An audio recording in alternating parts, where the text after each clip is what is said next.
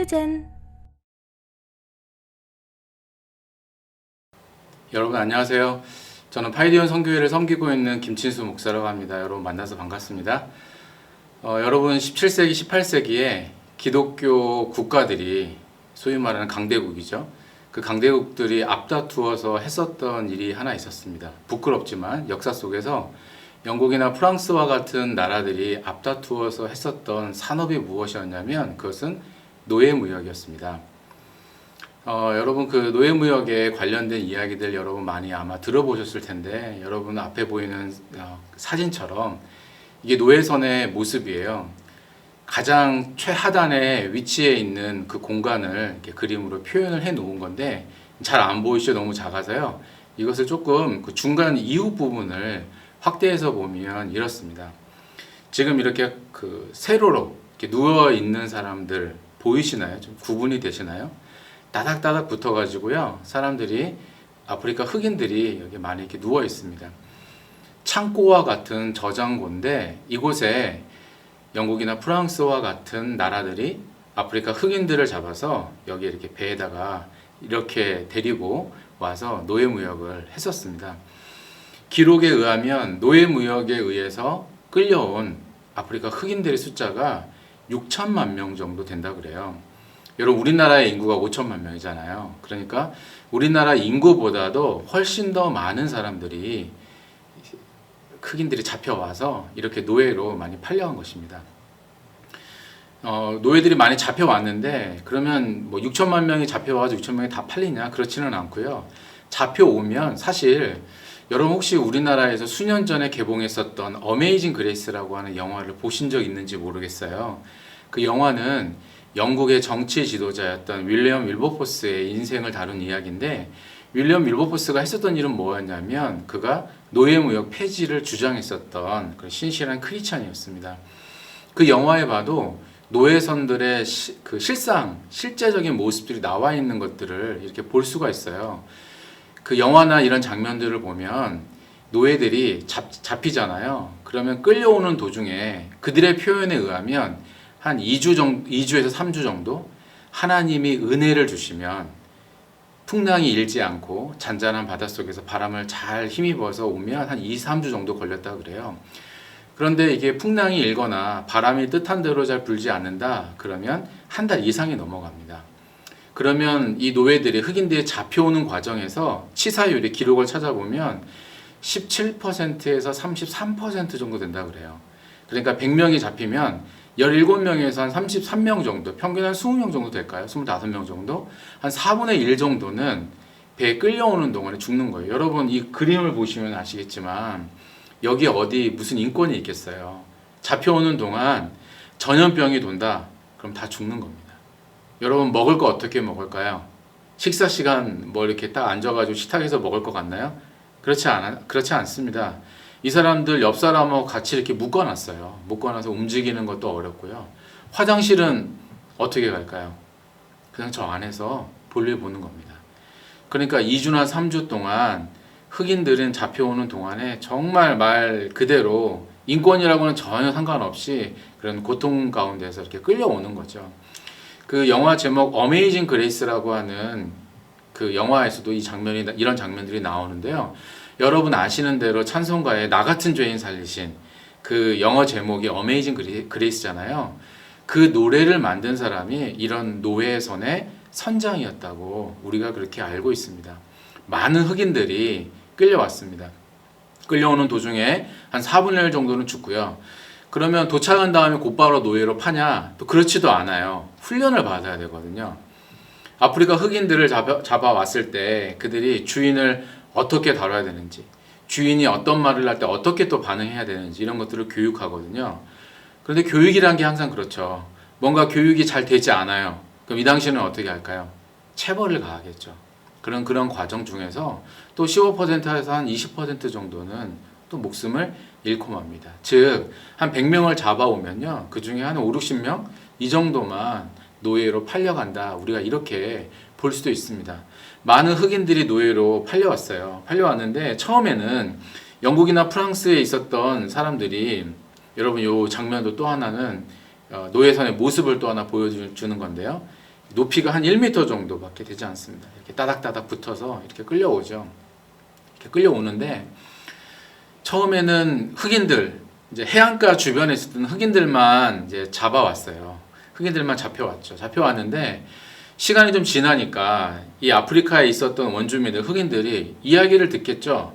자신과 적으로 있었던 사람이라 하더라도 그들도 백인들에 의해서 끌려가는 모습을 보면서 해안가의 주변에 있었던 흑인들이 정말 눈 씻고 찾아볼래야 찾아볼 수가 없는 상황이 된 거예요. 그러니까 영국이나 프랑스 사람들이 어떻게 할까요? 내륙으로 진출할 수밖에 없겠죠. 내륙으로 도망가 있는 흑인들을 잡아오는 일들이 이제 빈번하게 일어나게 됩니다. 내륙으로 노예무역이 조금씩 뻗쳐오는데, 그런데 그때 아프리카 한 부족이 있었는데요. 그 부족에 있었던 사람들은 정말 특이하게도 한 명도 노예로 끌려가지 않았습니다. 그 부족이 어디에서 살았냐면 지금으로 말하면 탄자니아하고 케냐 국경 근처에 살고 있었던 부족이에요. 이 부족은 서구 기독교 국가들이 아주 조금 더 뭐랄까 비교할 수 없을 만큼의 무기력을 가지고 그들을 압제했지만 그 부족만큼은 유일하게 한 명도 노예로 끌려가지 않았다고 합니다. 그 부족은 어떤 부족일까? 마사이라고 하는 부족입니다. 여러분 아마 들어보셨을 거예요. 마사이라고 하는 부족인데 이 부족은 키가 남녀 평균 키가 173cm예요. 공교롭게도 여러분 저를 실제로 보지 못하잖아요. 제가 172거든요. 남녀 평균 키가 저보다 좀 더 큽니다.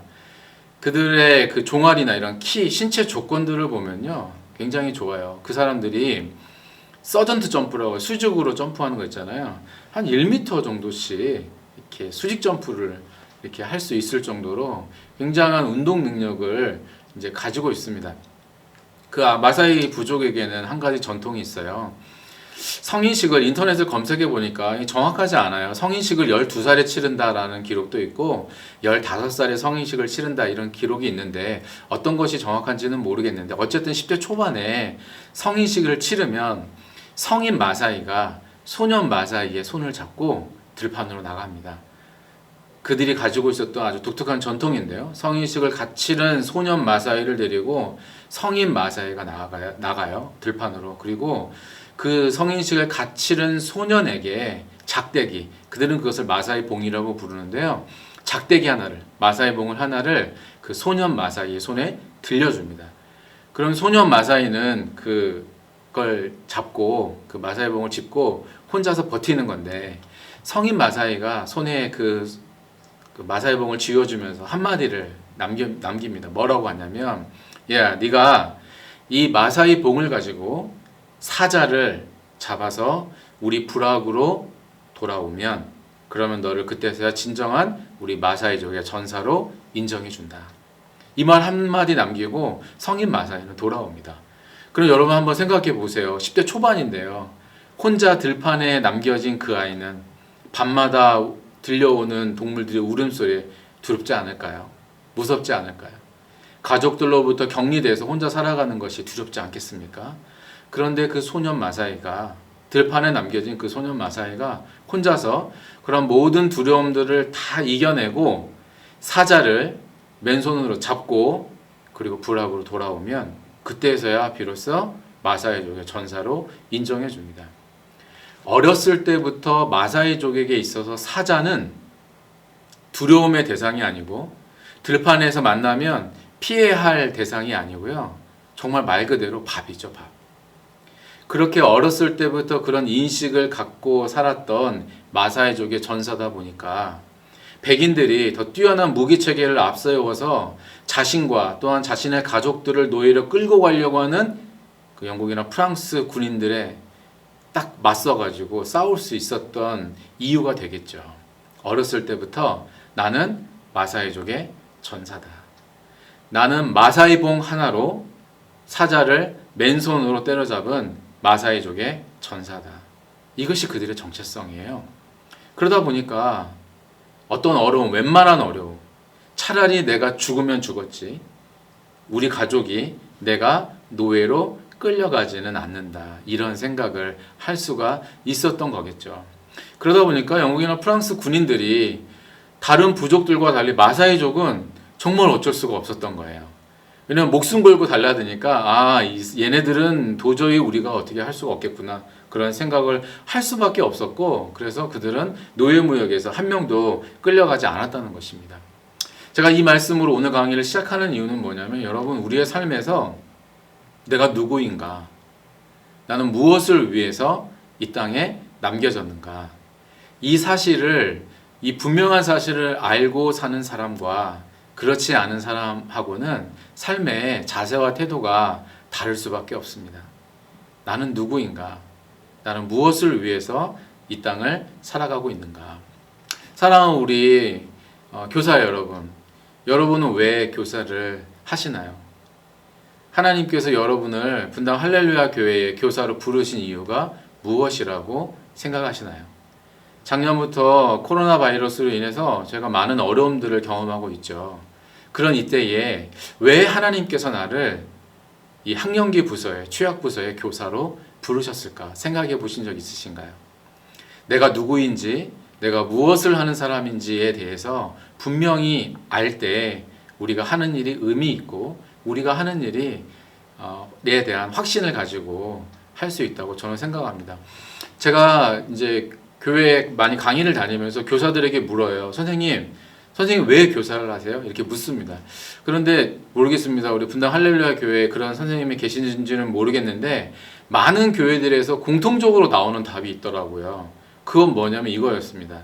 밥 한 끼 잘못 얻어먹어서 내가 교사를 하고 있습니다. 이게 무슨 말이냐면, 눈치채신 분도 분명히 있을 텐데요. 누가 갑자기 식사하러 하자고 이렇게 좋은 거 먹을 테니까 한번 와라. 그래서 이렇게 가는 거죠. 식사 자리에 가서 그냥 먹을 때는 음료수도 먹고 이렇게 맛있는 음식을 먹었습니다. 먹고 나는데 끝날 때쯤 돼서 갑자기 어떤 한 사람이 일어나서 2022년 초등부 교사로 오신 여러분을 환영합니다. 이렇게 인사를 하는 거죠.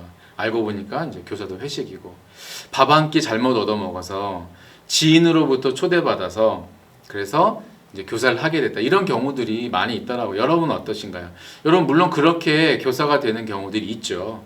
목사님이나 전사님들의 권유에 의해서, 또는 내가 잘 알고 있는 어떤 지인의 권유에 의해서 우리가 교사할 수 있어요. 못한다는 것이 아닙니다. 그렇지만 어떻게 됐든지 간에 교사를 시작했지만, 그러나 우리가 분명히 내가 왜 교사를 하고 있지?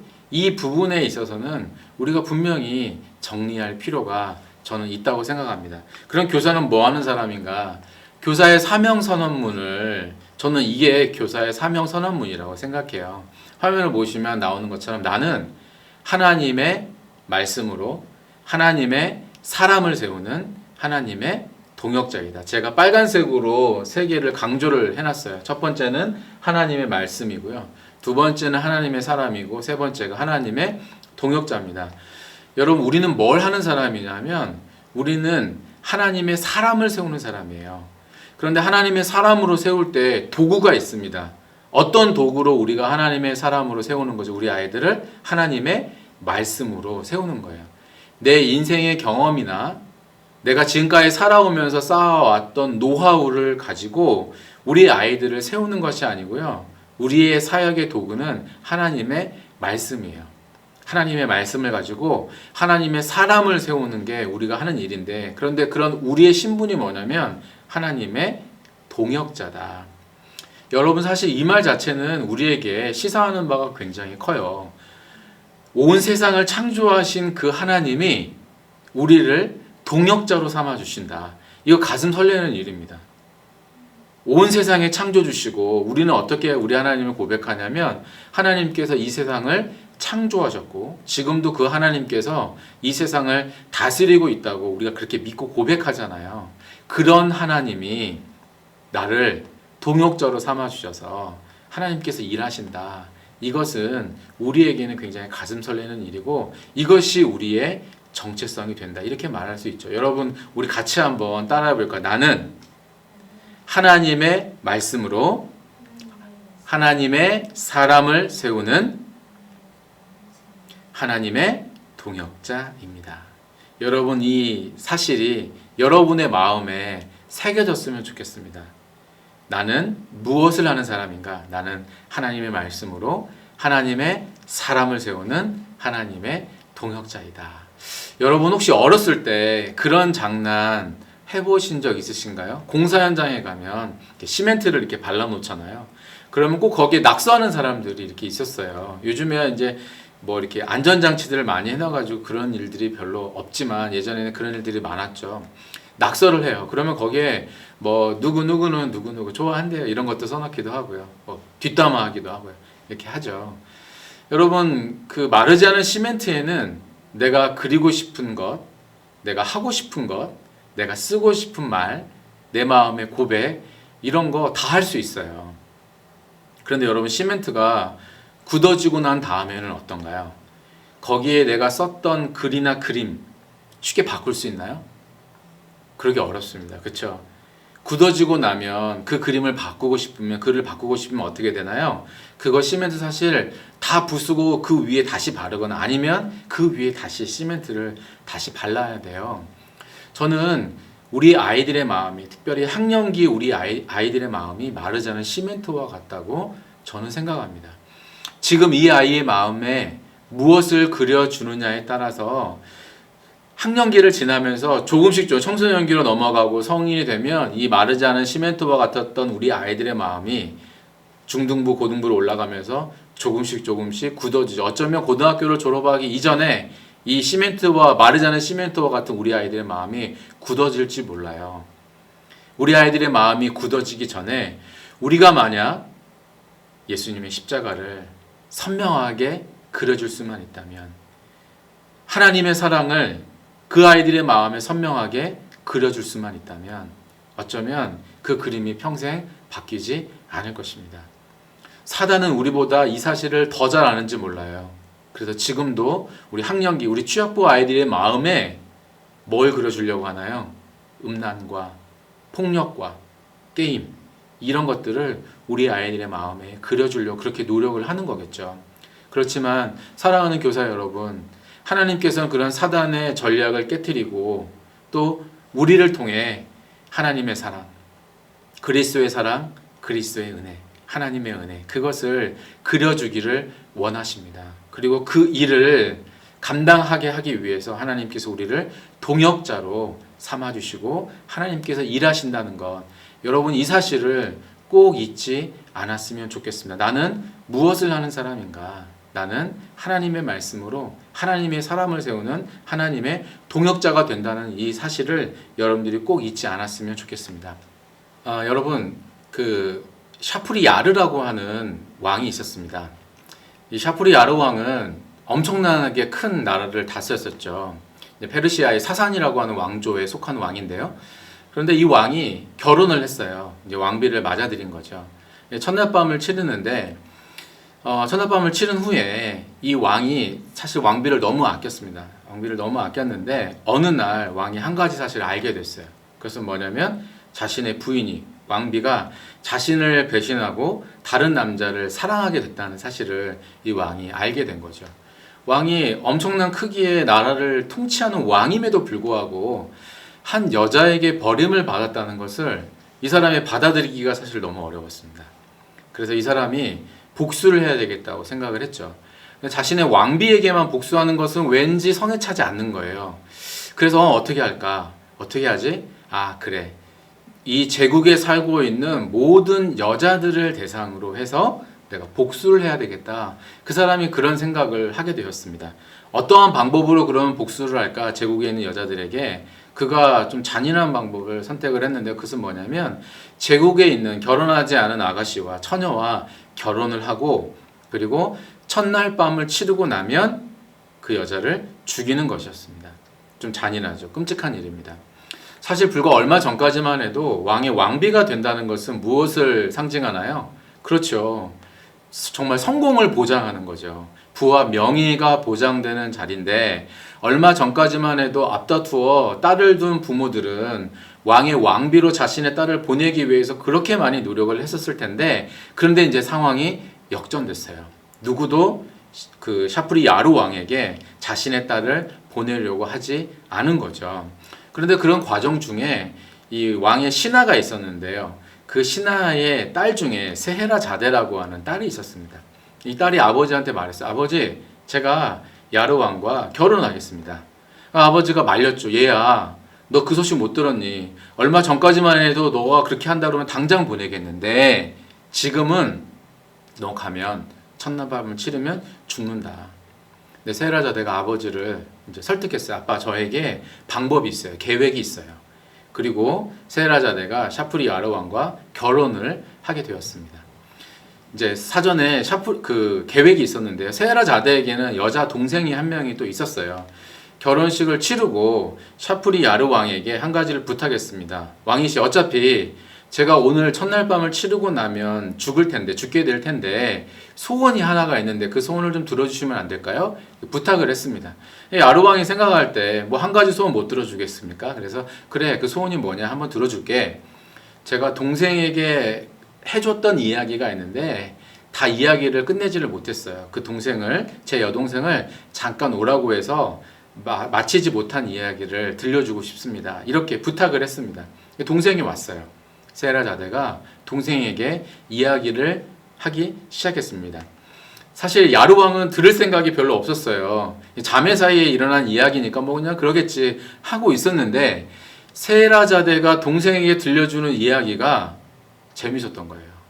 그래서 샤프리 야르왕이 들을 마음이 없었는데 그 옆에 있다가 자기도 모르는 사이에 이 세라자대가 동생에게 들려주는 이야기에 쏙 빨려 들어가서 그 앞에 앉아서 이 세라자대가 들려주는 이야기를 듣게 된 거죠.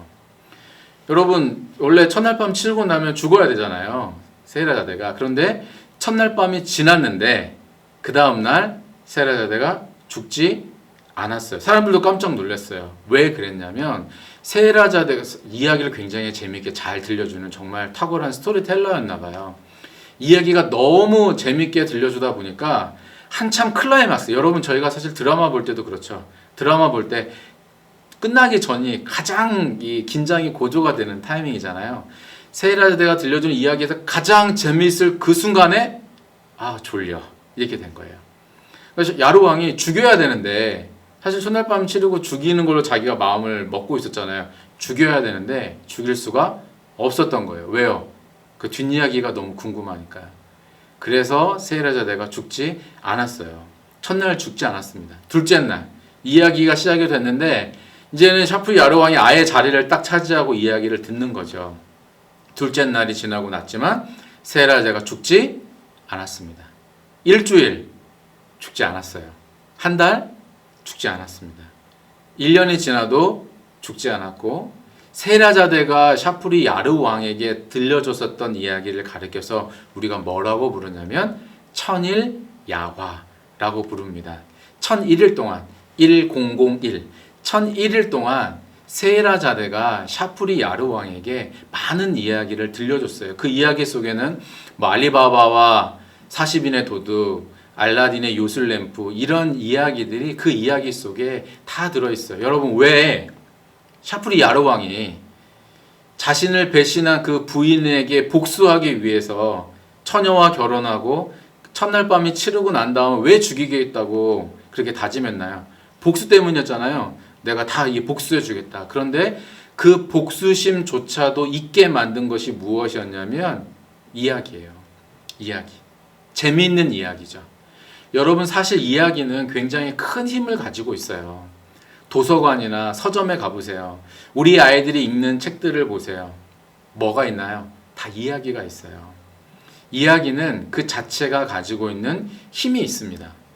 재미있는 이야기를 들으면 어떻게 되나요? 사람은 누구나 다 그 이야기를 들려주기 위해서, 내가 재미있는 이야기를 들었어요. 그럼 여러분 만나는 사람들에게 어떻게 하나요? 그 이야기 들려주시죠? 그렇죠. 우리가 들려주게 돼요. 왜냐하면 이야기 자체가 가지고 있는 힘이 있기 때문에 그렇습니다. 여러분 한번 생각해 보세요. 요즘에 여러분이 지금 맡고 있는 아이들, 그 아이들과 어떤 이야기를 나누셨나요? 아니, 어쩌면 주일학교 상황까지 생각하지 않아도 될 것 같아요. 여러분 평상시에 만나는 가족들, 평상시에 만나는 직장 동료들, 평상시에 여러분이 만나는 이웃들, 오늘 하루를 여러분 지내오시는 동안 그들과 어떤 대화를 나누셨나요? 어쩌면 우리들의 대화 중에 상당수는 연예인 이야기, 드라마 이야기, 정치 이야기, 신변 잡기 이런 거일 가능성이 높을 거예요. 왜냐하면 이야기 자체가 가지고 있는 힘이 있기 때문에 누군가에게 재미있는 이야기를 들었으면 다른 사람들에게 전해주고 싶어하는 우리들의 마음 때문이겠죠. 그런데 여러분 가만히 생각해 보면 오늘 하루도 우리가 다른 사람들에게 나누었던 그 이야기 속에는 정말 우리의 생명을 살리는 이야기, 우리의 영혼을 살리는 이야기, 그 이야기는 거의 없는 건 아닌가 이런 생각을 하게 됩니다. 하나님께서 나를 하나님의 사람을 세우는 하나님의 말씀을 가지고 하나님의 사람을 세우는 하나님의 동역자로 세워주셨는데 어쩌면 우리의 삶의 대부분은 그것과는 조금 동떨어진 삶을 살고 있는 건 아닌가 또 이런 생각도 하게 되어집니다. 여러분 그런데 오늘 이제 살펴보려고 하는 하나님의 말씀에도요 이 이야기가 끊어져 버리고 나면 얼마나 비참한 일들이 일어나는지에 대해서 우리가 오늘 하나님 말씀을 통해서 사실 살펴볼 수 있어요. 같이 보려고 하는 말씀은 사사기 2장 10절 말씀인데요. 같이 한번 읽어볼까요? 그 세대 사람도 다 그 열조에게로 돌아갔고 그 후에 일어난 다른 세대는 여호와를 알지 못하며 여호와께서 이스라엘을 위하여 행하신 일도 알지 못하였더라. 아멘. 사사기 2장 10절의 말씀입니다. 여러분 사람은 이야기를 들으면 이야기를 들려주고 싶어 해요. 그런데 그 이야기가 중단되면 어떠한 일들이 일어나는지가 사실 사사기 2장 10절에서 이렇게 말씀하고 있습니다. 이 말씀을 보면 이스라엘의 역사인데요. 사사기잖아요.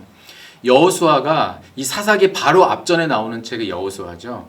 여호수아가 이스라엘 백성들을 이끌고 가나안 땅에 들어왔습니다.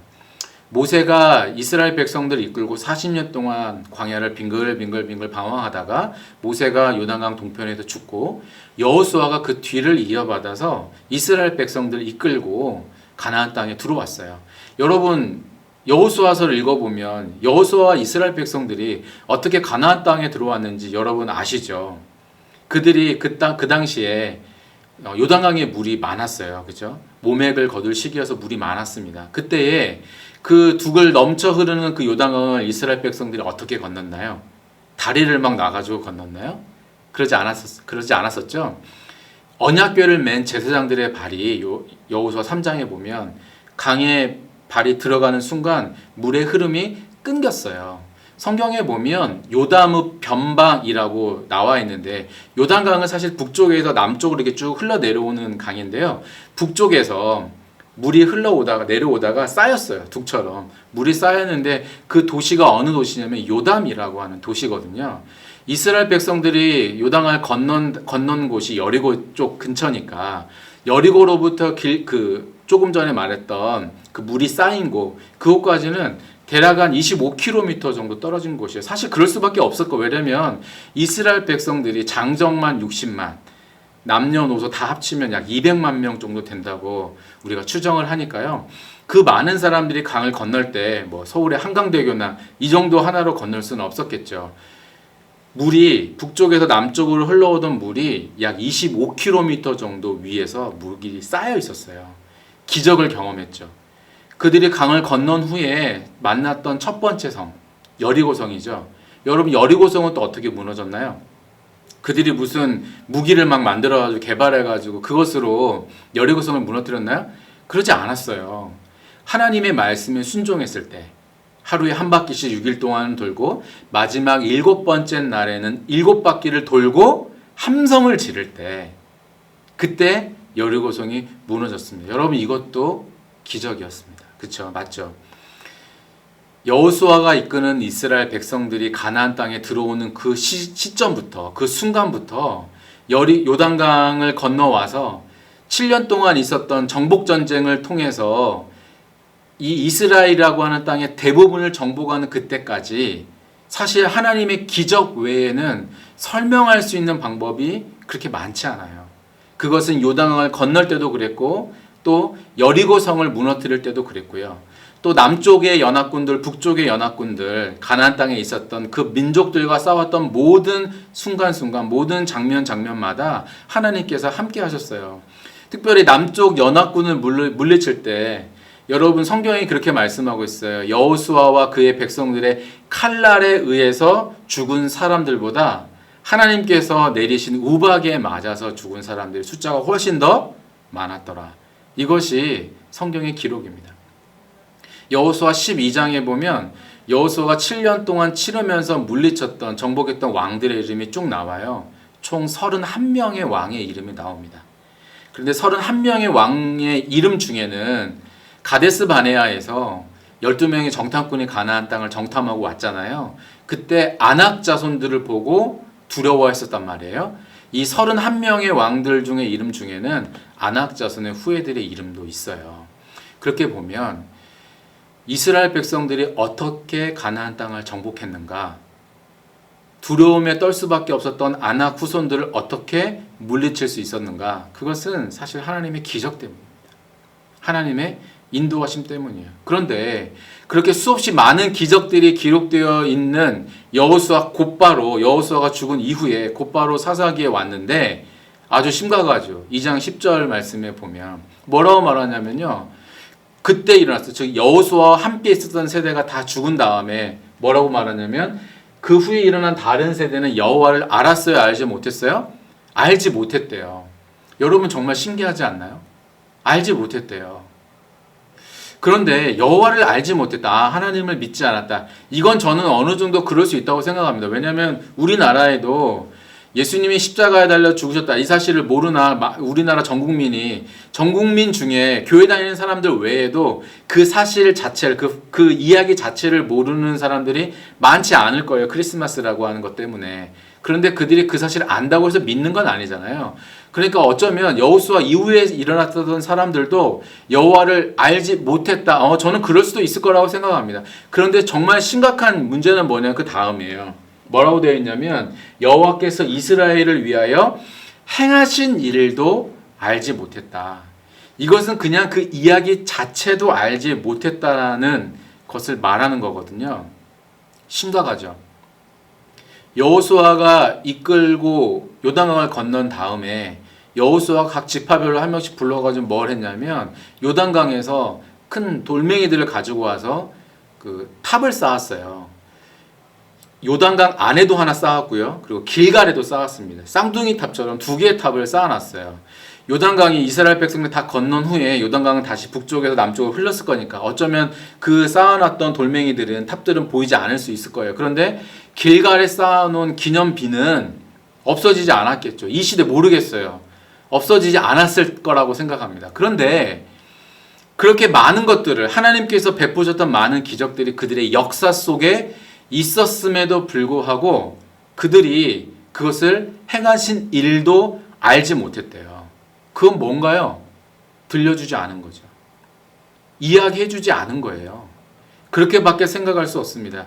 그들이 하나님께서 이스라엘 백성들을 위해서, 우리를 위해서, 우리 민족을 위해서 하나님께서 어떻게 일하셨는지에 대해서 그들이 말하지 않았기 때문에 기성세대들이, 부모 세대들이 자신들의 후손들에게 그 이야기를 들려주지 않았기 때문에 그들이 그 이야기를 들을 수 없었고 알 수 없었고 그 결과가 뭔가요? 하나님을 알지 않은 거예요. 알지 못한 거예요. 그들이 하나님을 믿지 못한 거죠. 즉 한마디로 말하면 스토리가 끊긴 거죠.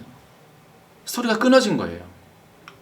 여러분 그 아메리카 인디언들은 부족마다 스토리텔러가 한 명씩 있습니다. 이 스토리텔러는 뭘 하냐면 이제 문명이 들어가기 전에는요. 밤이 되면 하루 지긋하게 연세가 드신 이 스토리텔러가 모닥불을 불하게 딱 피웁니다. 모닥불이 딱 불타오르기 시작하면 그 아이들이 또 아이들뿐만 아니죠. 그때는 당시에는 별로 특별한 문화가 없었으니까요. 어른들도 스토리텔러가 피워놓은 그 모닥불 주변으로 하나둘 이렇게 모여들기 시작합니다. 어느 정도 사람이 모여들었다 판단이 되면 이 스토리텔러 할아버지가 이야기를 시작합니다. 얘들아, 우리 부족에는 정말 지혜로운 할머니가 있었단다. 그 할머니의 지혜로 인해서 우리 부족이 어떤 어려움이 있었는데 그 할머니 도움으로 우리 부족이 목숨을 구한 적이 있어. 이렇게 이야기를 들려주면 그 이야기를 듣고 있었던 여자아이들은 어떤 생각할까요? 아, 나도 그런 지혜로운 할머니가 되어야지. 이런 생각하겠죠. 스토리텔러 할아버지가 또 다른 이야기를 들려줘요. 얘들아, 우리 부족에는 정말 용맹스러웠던 전사가 있었단다.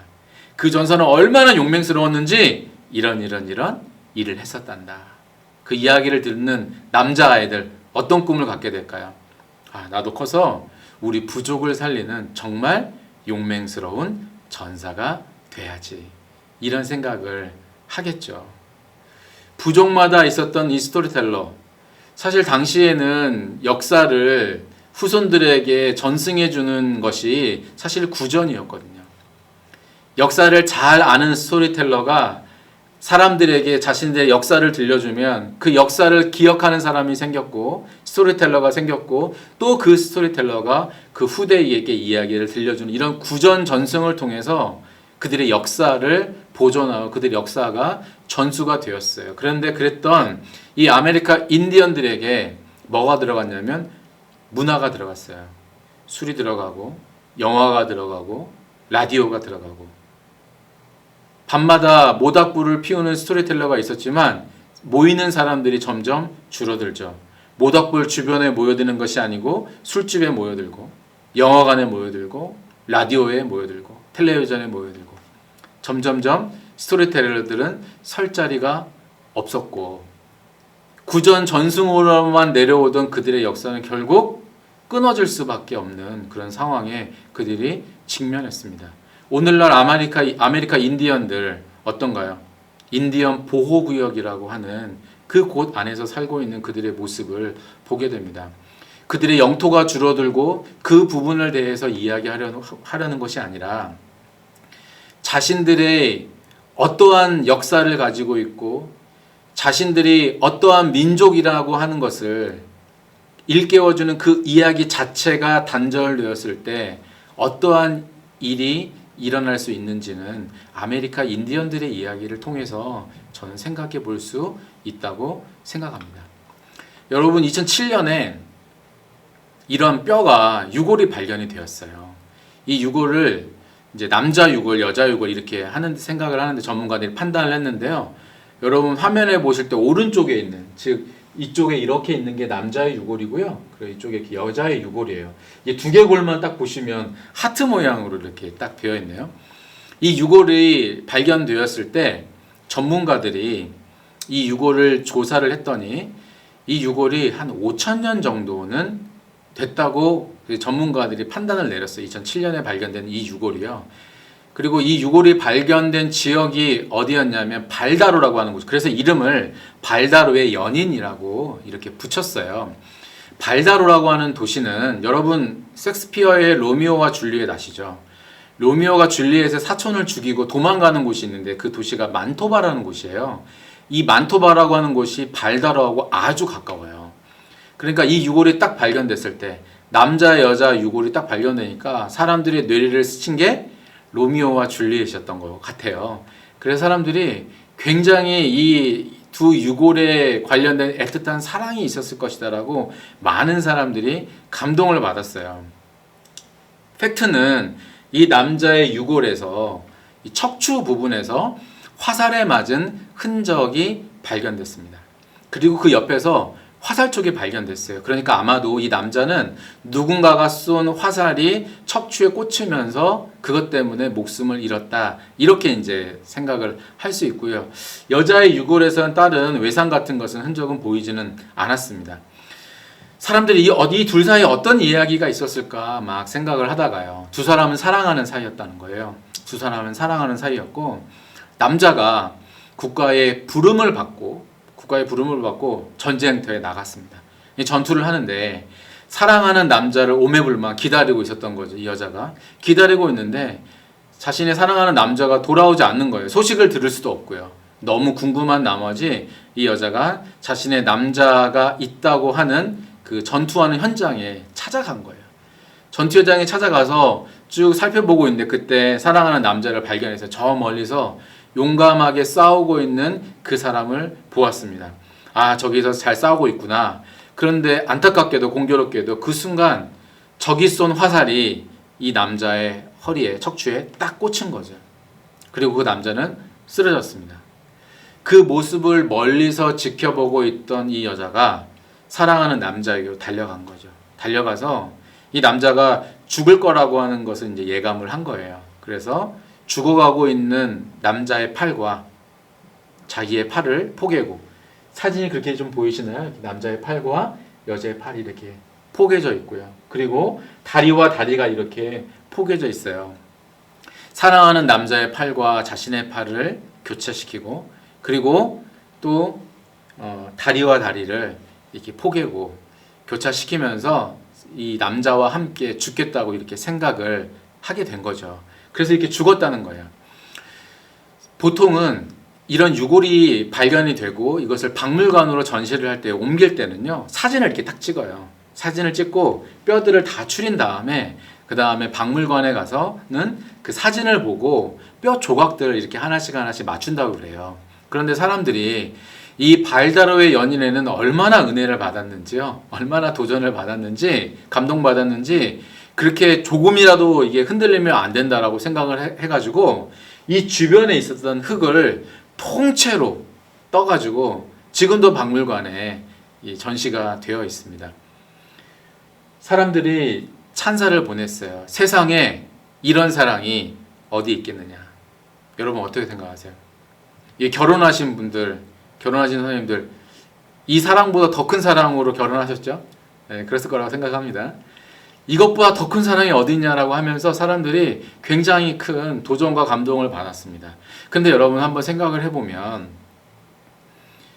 설령 이 발다로의 연인은 누군가가, 제가 지금 조금 전에 들렸던 이 이야기는 사실 누군가 지어낸 이야기예요. 설령 누군가가 지어낸 이 이야기가 사실이라 하더라도 사실 그 사랑이 여러분 2021년을 살아가고 있는 우리들에게 어떤 의미가 있나요? 여러분 이 사랑 부러우신가요? 여러분 우리가 부러워할 필요가 없습니다. 왜냐하면 누군가가 지어낸 그 이야기가 사실이라 하더라도 이것은 약 5,000년 전에 있었던 한 남자와 한 여자의 사랑 이야기일 뿐이에요. 그런데 우리는 이거보다 훨씬 더 큰 사랑을 이미 받은 사람들입니다. 이 사랑은 약 2,000년 전에 골고다 언덕에서 우리에게 보여졌습니다. 우리 주님이 십자가를 지시고 우리의 모든 죄를 지시고 십자가에 달려 죽으셨죠. 우리는 약 2000년 전에 이 발다로의 연인과는 비교조차 할 수 없을 정도의 정말 엄청난 특별한 사랑을 받았습니다. 그리고 그 사랑은 2021년을 살아가고 있는 저와 여러분의 마음속에서 여전히 살아있는 사랑이죠. 우리가 전혀 부러워할 필요가 없는 것입니다. 여러분, 우리가 이 생명력 넘치는 이야기를 우리가 매일 만나는 사람들에게 하지 않는다면, 우리의 대화 중에 99.9%가 생명을 살리는 이 이야기와 전혀 상관없는 다른 이야기를 한다면 하나님 어떠실까요? 사랑하는 교사 여러분, 우리가 아이들과 나누는 대화들 중에 우리가 과연 그 아이의 영혼을 살리는 그 이야기, 예수님의 사랑을 전해주는 그 이야기가 얼마나 우리의 사역에 녹아져 있습니까? 우리가 이 학령기를 지나는 동안 우리 아이들에게 전해줘야 될 것이 있다면 예수님의 사랑 이야기겠죠. 코로나 바이러스가 작년부터 시작된 이후로 사실 많은 변화가 있었죠. 교육에도 많은 변화가 있었습니다. 그런데 사실 가장 큰 타격을 받았다고 생각하는 것은 저는 학령기 부서라고 생각해요. 그 이유는 뭐냐면요, 유치원 같은 경우에는 특별한 경우를 제외하고서는 다 유치원에 등원했습니다. 아이들이 유치원 다녔어요. 유치원 갔습니다. 그리고 지역에 따라서 좀 차이는 분명히 있을 수는 있지만 아이들이 유치원 끝난 다음에는요, 마스크 끼고 사실 놀이터에서 1시간, 2시간 놀고 온 아이들도 상당히 많이 있어요. 그런데 초등학교는 영향을 크게 받았죠. 초등학교는 학교를 많이 안 갔고요. 일단 아예 학교를 일주일 내내 안 간 적도 많이 있었고요. 그리고 가더라도 2일, 3일. 제 막내가 초등학교 6학년이에요. 지금 제 아들이 초등학교 6학년, 그 아들 지금 일주일에 3일씩 가고 있어요. 학교마다 지역마다 좀 차이는 날 수 있는데 지금도 여전히 일주일에 5일씩 가는 게 어려워요. 지금 우리나라 상황이 그렇잖아요. 유치원 아이들은 그나마 유치원에 가서 선생님과 아이들과 관계를 맺고 배웠어요. 그렇지만 학령기 때 아이들은 지금 학교도 가지 못하고 학교를 간다 하더라도 제한적으로 등교를 하면서 더 큰 타격을 저는 받았다고 그런 생각을 하게 됩니다. 여러분, 이 학령기와 관련돼서 이야기를 나눌 때 여러 가지 이제 사회적으로 있었던 많은 이론들이 있는데 그 이론들 중에 에릭 에릭슨이라고 하는 사람의 이론이 있어요. 에릭 에릭슨은 8단계로 이 사람의 이론은 많은 사람들에게 굉장히 큰 도전을 줬고 많은 영감을 줬는데 이 사람이 프로이트의 영향을 좀 받았습니다.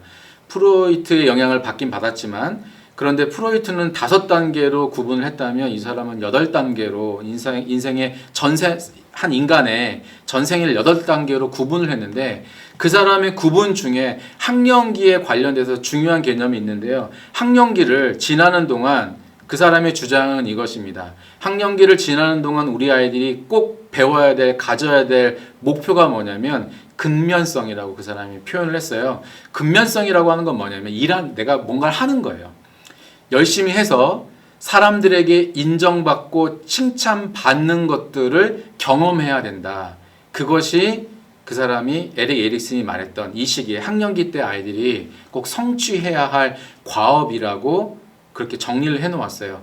그것이 성취가 되지 않으면 아이들이 평생 동안 다른 사람들에 의해서 열등의식에 사로잡힐 수도 있다. 그것이 에릭 에릭슨이 말했던 것인데요. 여러분, 우리 아이들, 학령기 아이들이 영향을 많이 받았습니다.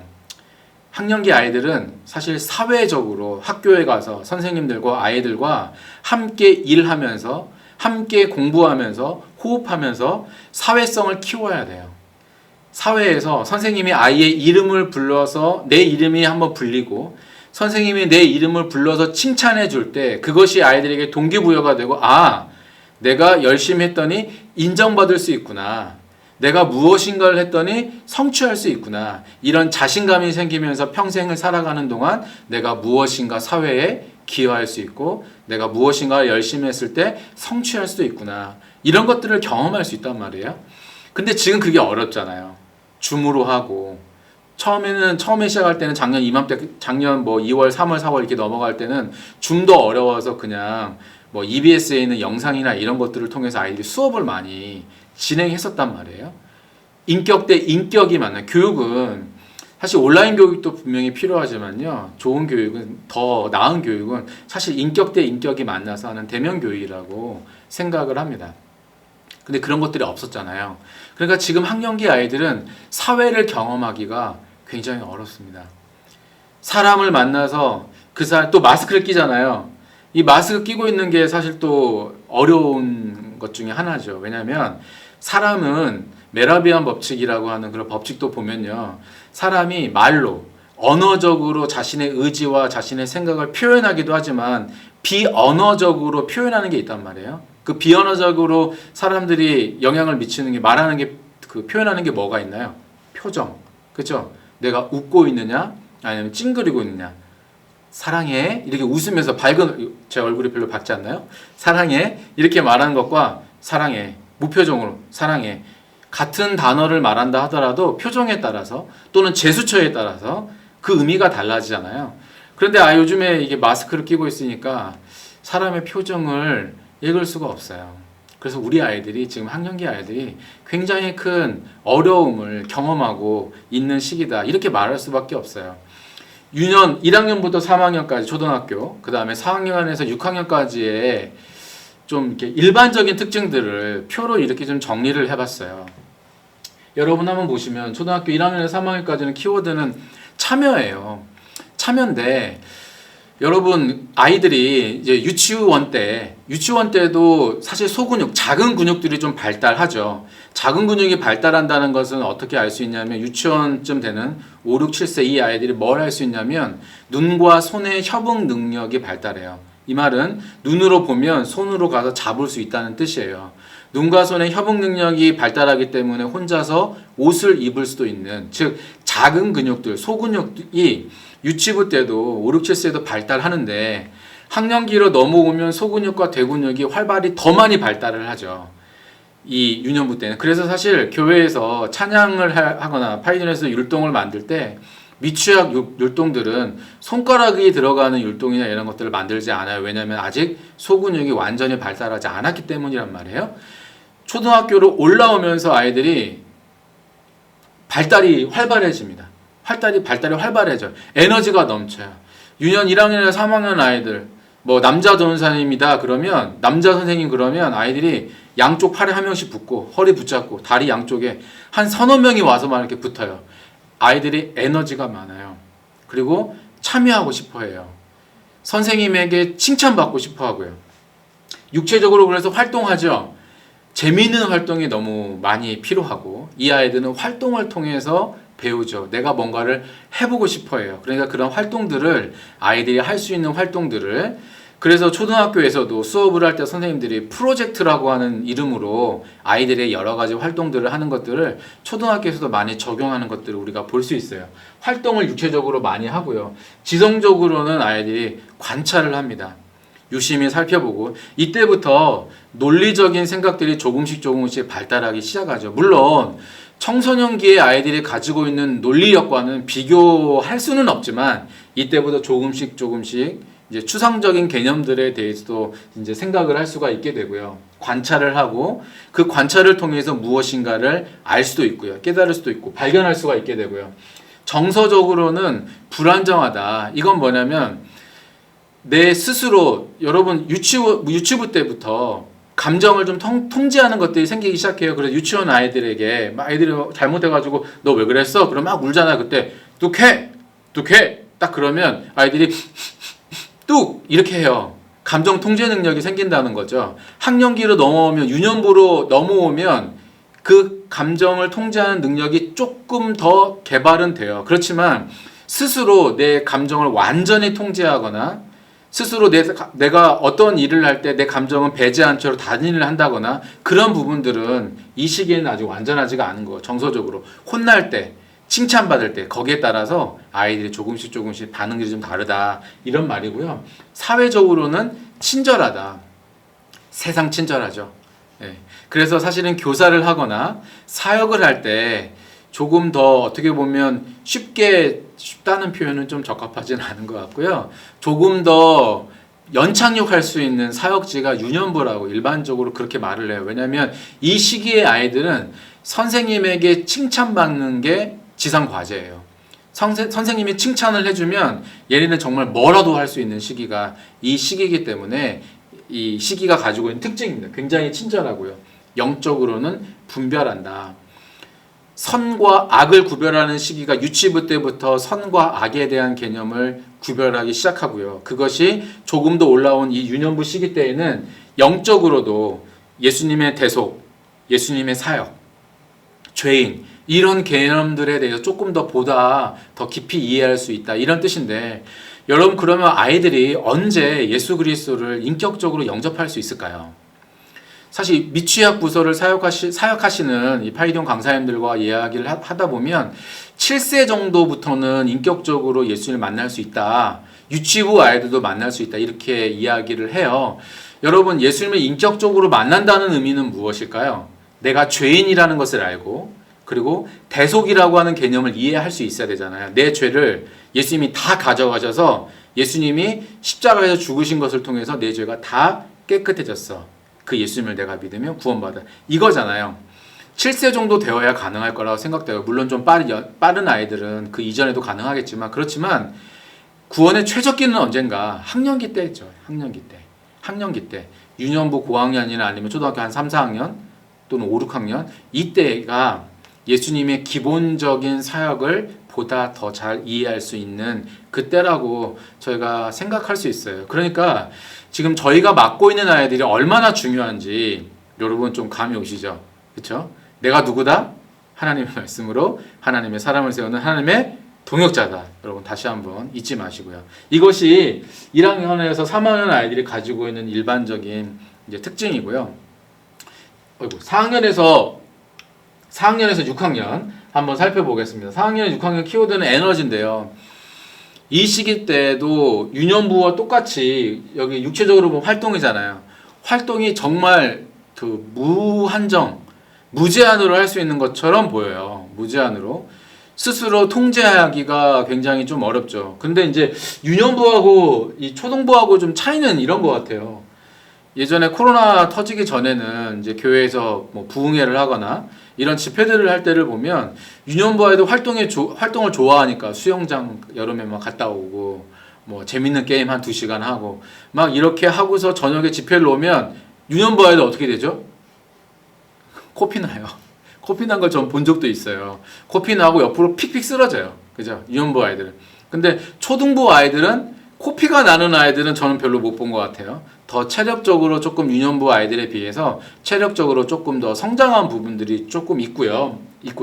활동은 둘 다 활동이 무제한이긴 한데 이걸 그냥 무조건 아이들이 그래 활동을 좋아하니까 활동 위주로 무엇인가를 다 해야 된다고 그렇지는 않죠. 왜냐하면 아이들이 스스로 컨트롤을 못하기 때문에 정적인 활동과 동적인 활동을 좀 적절히 섞어주는 것들이 좀 필요하고요. 이 시기 때 애들이 에너지가 많아서 활동을 열심히 하고요.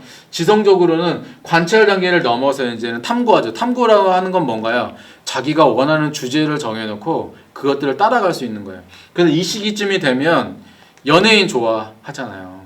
영웅들에 대해서 생각하기 시작해요.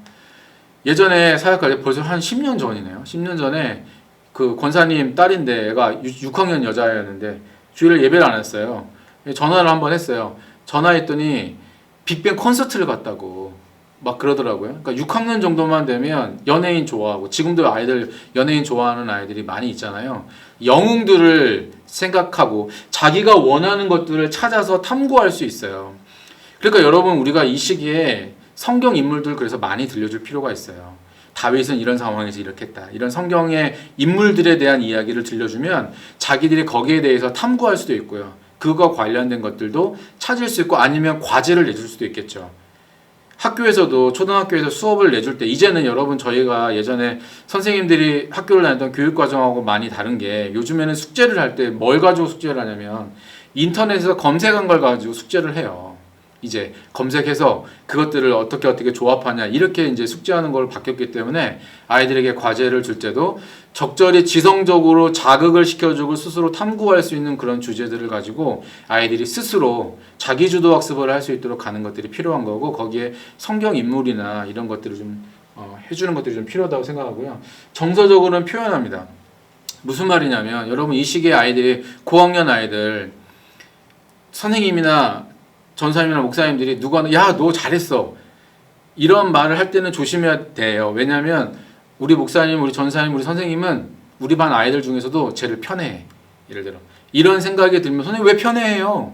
자기의 감정을 이제는 솔직히 이렇게 이야기할 수 있어. 선생님 왜 쟤만 좋아해요? 왜 나는 안 봐줘요? 어떻게 보면 이거 굉장히 건강한 거죠. 이건 건강한 겁니다. 왜냐하면 말을 하지 않는 게 사실 그 말을 하지 않으면 그 아이가 어떤 생각을 하는지는 모르니까요. 그런 부분들에 대해서 저희가 조금 더 표현하는 것들을 잘 볼 필요가 있고요. 사회적으로는 적응한다. 유치원 때는 유치원을 다니긴 하지만 여전히 사회는 가정이라고 하는 울타리 안에 있어요. 그런데 초등학교에 들어오면서 이 가정이라는 울타리가 이제는 학교라고 하는 울타리에 조금 옮겨가죠. 어떻게 보면 학교도 있지만 거기에 또 하나가 뭐가 있냐면 학원이라고 하는 범주가 또 하나가 생겨요. 가정 중심에서 이제 아이들이 사회로 넘어가요.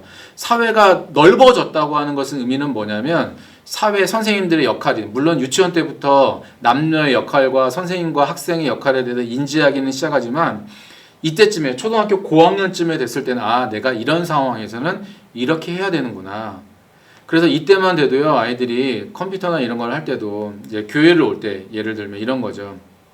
초등학교 고학년 같은 경우에는 교회 올 때는 교회 모두 전환하는 거예요. 욕하지 않기, 웬만하면 욕하지 않기, 뭐 그냥 착한 척하기 예를 들어 이런 식으로 아이들이 모두를 바꿀 수 있는 그 정도로 자기 스스로를 이제 사회에 적응시킬 수 있는 단계가 초등학교 고학년이다 이렇게 말할 수가 있겠고요. 영적으로는 관계, 하나님과의 관계를 맺고 하나님과 조금씩 더 깊어지는 관계까지 나아갈 수 있다. 이것이 이제 말할 수 있는 이 초등학교 4, 6학년 아이들이 경험할 수 있는 것이다. 이렇게 말할 수가 있습니다. 여러분 그 싱크 오렌지라는 책이 있어요. 가정과 교회 어떻게 사역을 하는 것이 더 좋은 것이냐, 어떻게 교회와 가정이 함께 힘을 모아서 함께 사역할 수 있느냐, 여기에 대해서 고민한 그 미국의 그룹이 Think 오렌지라고 하는 책을 이렇게 냈어요. 리띵크 그룹이라는 그 그룹에서 책을 냈는데, 이 책의 저자가 레지 조이너라고 하는 사람입니다. 레지 조이너는 시카고의 윌로우 크릭이라고 하는 교회가 있는데, 그 윌로우 크릭에 지금 분당 할렐루야 교회도 프라미스 랜드라고 이렇게 이름이 있는데, 윌로우 크릭도 아마 윌로우 크릭이 분당 할렐루야 교회를 좀 이렇게 가져간 거라고 생각하는데요. 윌로우 크릭에도 프라미스 랜드가 있는데, 그런 주일학교를 세팅했던 사람이 레지 조이너고요.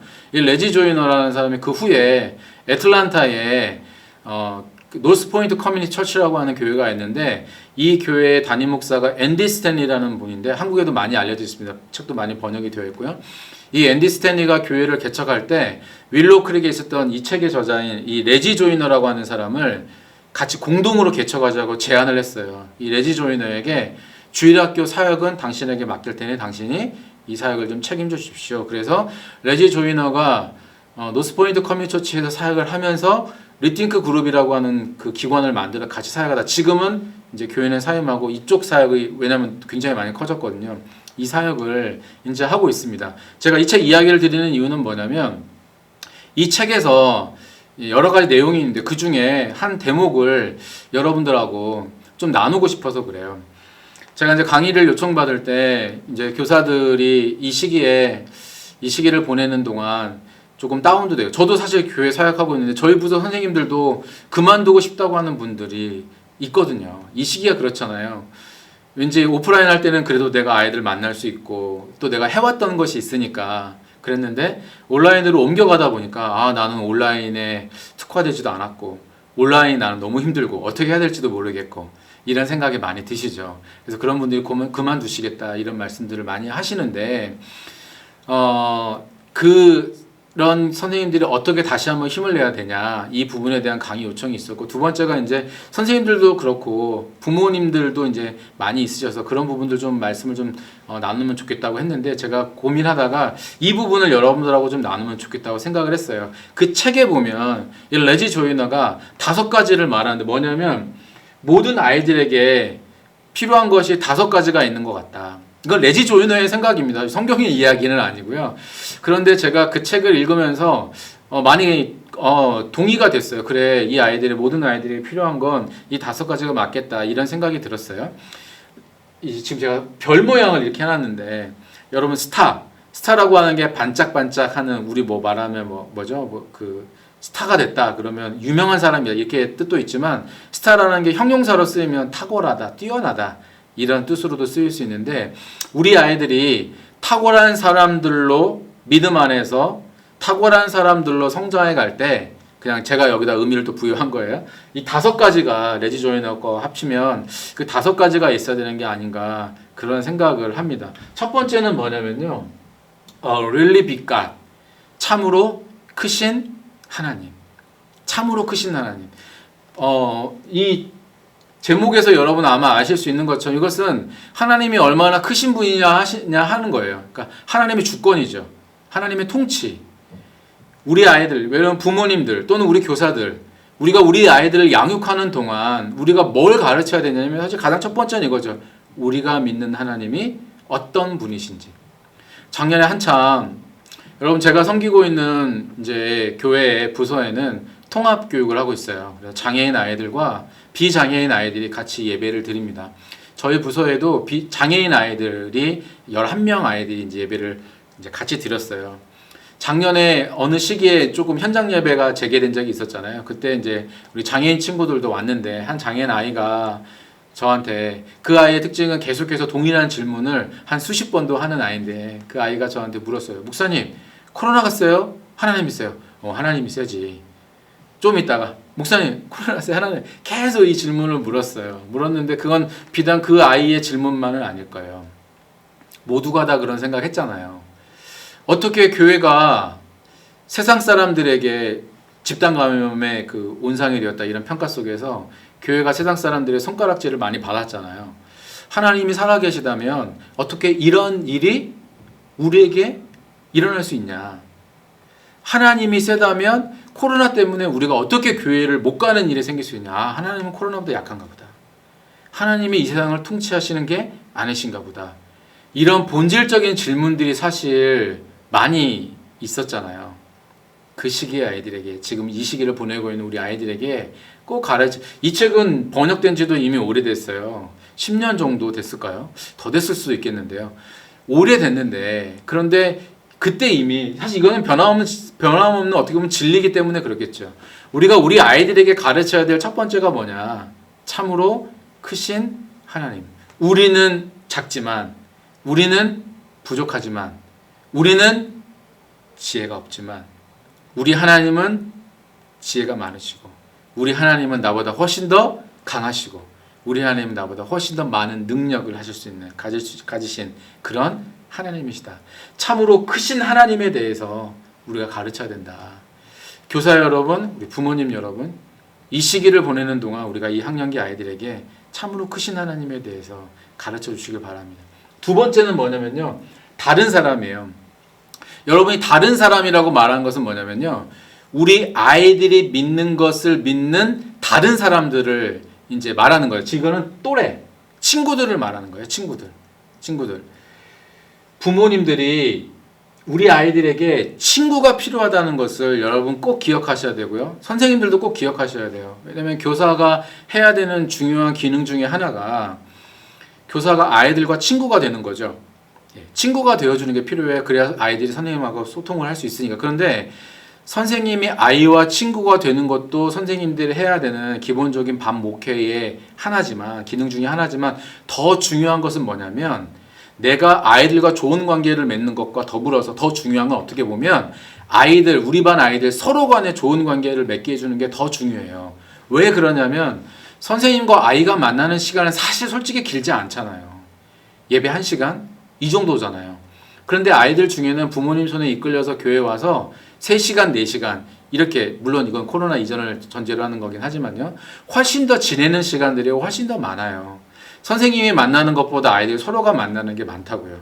놀이터에서도 만날 수 있고 아니면 학원에서도 만날 수 있고요. 그러니까 선생님이 우리 아이가 같은 반 친구들끼리 서로 좋은 관계를 맺을 수 있도록 기회를 많이 만들어 주셔야 되고요. 그럼 부모님도 마찬가지입니다. 지금 상황이 조금 어렵잖아요. 만날 수가 없으니까요. 그렇지만 여러분, 그럼에도 불구하고 우리 아이들이 핵심은 그거예요. 다른 사람이라고 하는 것은 우리 아이들이 믿는 것을 믿는 친구예요. 그러니까 크리스천 친구들이, 예수님을 믿는 사람들이 더 많아질 수 있도록 부모님들, 선생님들이 신경을 쓰셔야 됩니다. 세 번째는 뭐냐면 또 다른 음성인데요. 어나더 보이스라고 하는 건 뭐냐면, 여기는 다른 사람이 친구들이었잖아요. 여기는 다른 어른들을 말해요.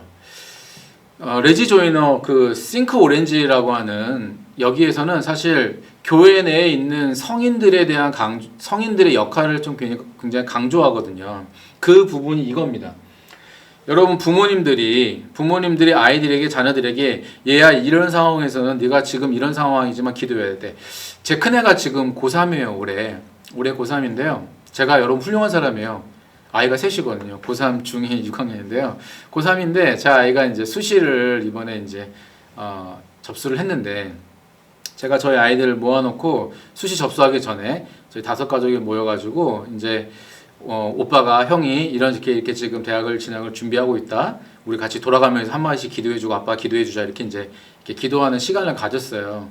기도하는 시간을 가졌는데, 기도가 끝난 다음에 제가 무엇인가를 딱, 기억도 안 나는데 얼마 전 이야기는, 어떤 이야기를 딱 하니까 제 막내 표정이 어떤 표정이냐면, 아빠 또 설교 시작하네? 이런 딱 표정이더라고요. 그래서 야, 너 지금 네 표정 보니까 아빠 설교한다고 너 그러는 것 같은데? 부인을 안 하더라고요, 아이가. 제가 왜 이야기를 하냐면요, 아이들은 제가 이야기를 하면 엄마니까, 아빠니까, 목사니까 이렇게 아이들이 받아들여요. 여러분 부모님들이 여러분 자녀들에게 이야기를 하면 엄마니까 그렇게 말하죠. 이럴 수 있어요. 그런데 엄마가 하는 이야기를, 이런 상황에서 최선을 다하는 게 하나님이 원하시는 일이야, 이런 이야기를, 부모님과 똑같은 이야기를 다른 사람이 다른 사운드로, 다른 음성으로 이야기해 주는 사람이 또 있다면, 그러면 아이들에게는 더 큰 영향을 받을 수가 있다는 거예요. 그래서 부모님들이 아이들에게 이 세 번째, 또 다른 음성을 들을 수 있는 기회들을 제공해 주는 게 우리 아이들에게는 필요하다. 이렇게 말할 수 있습니다. 네 번째는 뭐냐면요. 비범한 통찰. 사실 이건 성경인데요. 네, 성경이에요. 비범한 통찰. 어떠한 일이 생겼을 때, 어떠한 문제가 생겼을 때 그것을 아이들이 현명한 결정을 내리고 판단을 내릴 수 있는 근거는 무엇인가? 그것은 성경이죠. 살아가는 동안 우리 아이들이 흔들리는 기준이나 흔들리는 가치관을 따라서 살아가는 것이 아니라 성경에 나오는 성경을 기준으로 삼은 비범한 통찰력을 가질 수 있도록 성경에 대해서 관심을 갖고 교육해 주는 게 필요하다는 것이 이 네 번째입니다. 그리고 마지막 다섯 번째는 가장 좀 부담스럽고 힘든 거죠. 나지 페어런트. 나지라고 하는 건 계속해서 간섭하다, 끼어들다 이런 뜻인데, 그러니까 그것을 관심이 많은 부모다 이렇게 표현을 했어요. 관심이 많은 부모. 여러분의 자녀가 하나님의 사람으로 성장해 가는 것을 여러분 원하세요? 하나님의 사람으로 건강하게 자라가는 것을 여러분 원하세요? 정말 원하세요? 여러분 그렇다면 여러분 관심 가지셔야 돼요. 관심 가져야 됩니다. 사사기 2장 10절 말씀을 아까 저희가 읽었잖아요. 여호수아와 함께 있던 사람들이 다 죽은 후에 어떤 일이 벌어졌어요. 그 후에 일어난 세대는 여호와를 알지 못했어요. 그렇죠? 그리고 여호와께서 행하신 일도 알지 못했어요. 신앙의 단절 현상이 있었어요. 왜 그랬다고요? 이야기를 들려주지 않았으니까요. 가만히 생각해 보면 사실 사사기 저희가 읽었던 2장 10절의 이야기는 성경 속의 이야기가 아니라 오늘날 이 시대의 모습이라고 해도 틀리지 않다고 생각합니다. 얼마나 많은 크리스찬 가정 중에 그 자녀들이 교회를 안 다니는지 몰라요. 대학에 들어가면서 교회를 떠나는 아이들의 비율이 얼마나 되는지 지금은 통계도 없어요. 그렇죠? 분명한 것은 체감적으로 느끼는 것은 뭐예요? 위로 올라가면 올라갈수록 학령기에서는 100명이었는데 청소년으로 올라가면 60, 70명으로 줄어들고 청년부로 올라가면 20, 30명으로 줄어들고 피라미드처럼 계속해서 줄어들어가고 장년부로 올라가면 또 줄어드는 교회 갈 때마다 오후 예배 드리는 연령대를 보면 사실 젊은 사람들은 거의 없잖아요. 연세 드신 분들이 교회 대부분을 차지하고 있는 왜 이렇게 되는 건가요? 신앙 단절 현상이 왜 일어나고 있는 건가요? 작게는요. 아이들을 내가 신앙이 우선이라고 생각하지 사실은 않기 때문일 거라고 생각합니다.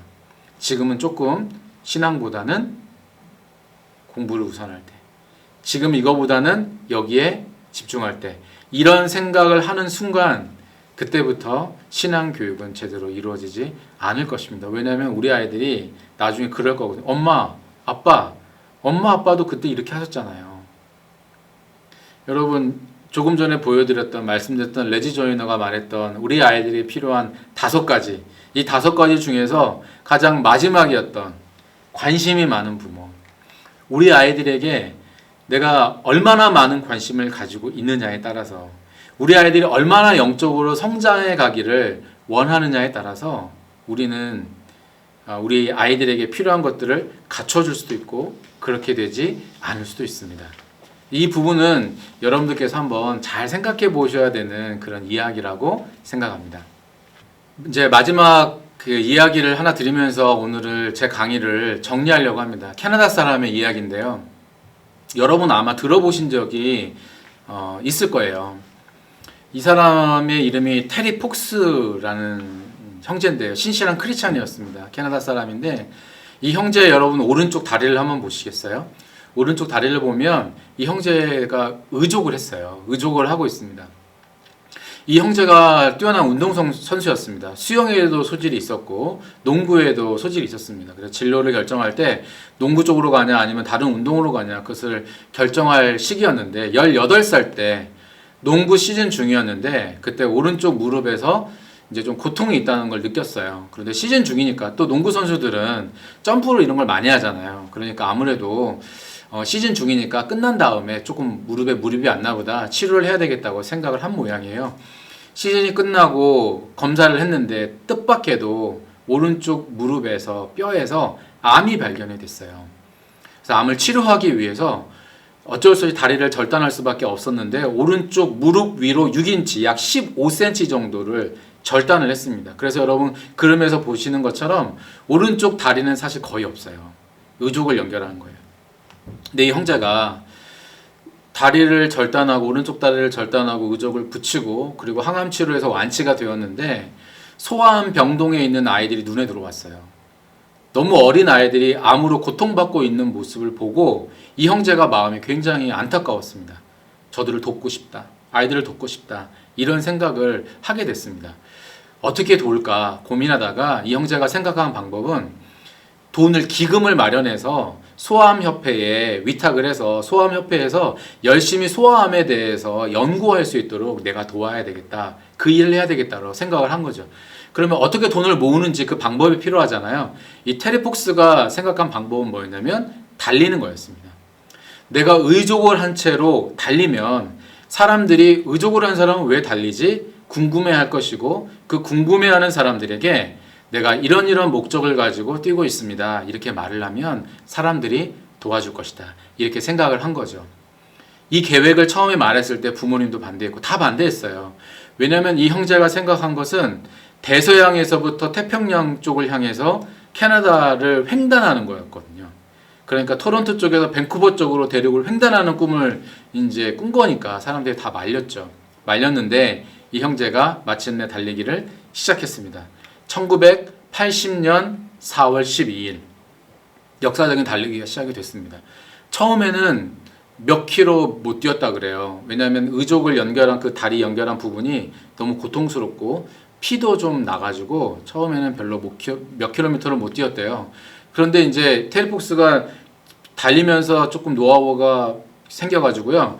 오른쪽 다리가 의족을 했잖아요. 그러니까 오른쪽 다리에 너무 무리가 가니까 원래 한 발씩 이렇게 뛰어야 되잖아요. 그런데 오른쪽 한 발 뛸 때 왼쪽 두 발 뛰고 오른쪽 한 발 뛸 때 왼쪽 두 발 뛰고 이렇게 자신만의 달리기 방법을 만들어가지고 달렸어요.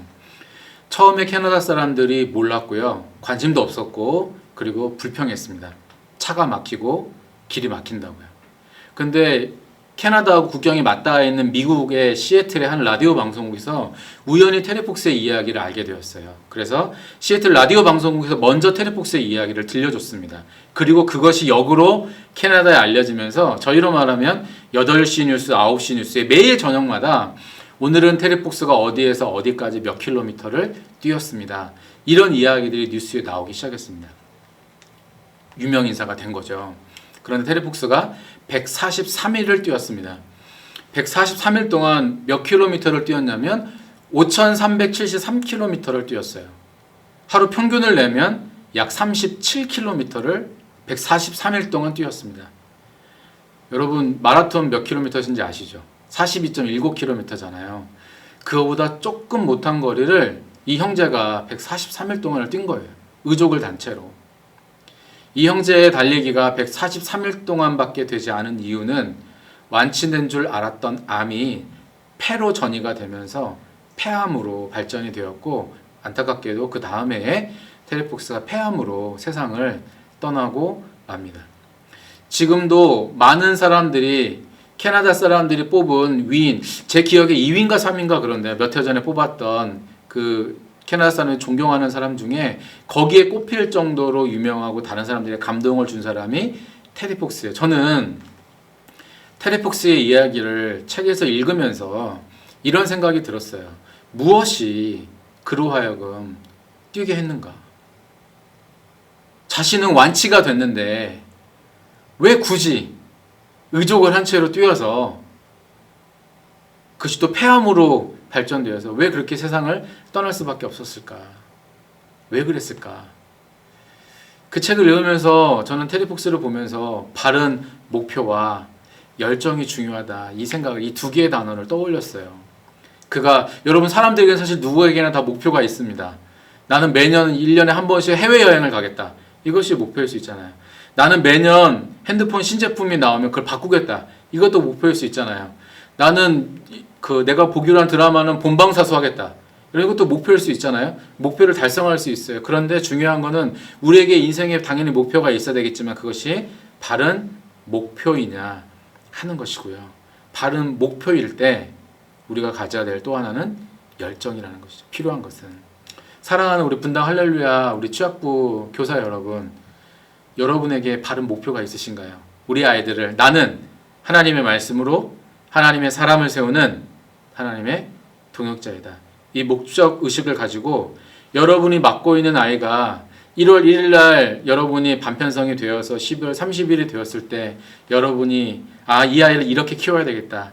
이런 목표를 여러분 갖기를 바랍니다. 사랑하는 부모 여러분, 부모님, 아이들에게 우리 아이가 어떻게 성장해 갔으면 좋겠다. 바른 목표를 가지십시오. 그리고 그 바른 목표에 열정을 더하십시오.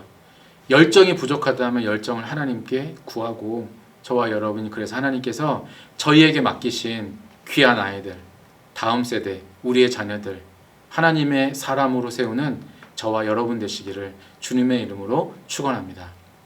제가 잠깐 기도하겠습니다. 하나님 아버지 감사합니다.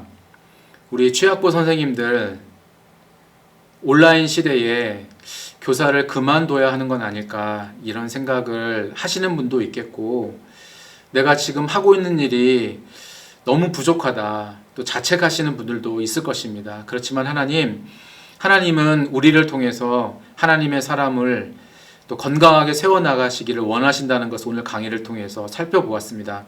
우리 부모님들도 우리 아이들에게 바른 목표와 바른 열정을 가지고 접근해야 된다는 것도 함께 나누었습니다.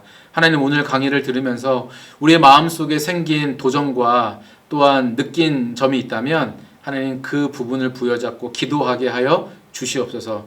주께서 우리에게 맡기신 아이들을 정말 하나님의 사람으로 세우기 위하여 노력하는 우리 모두가 되게 하여 주시옵소서. 예수님의 이름으로 기도하옵나이다. 아멘. 네, 제 강의는 여기서 마치도록 하겠습니다. 감사합니다.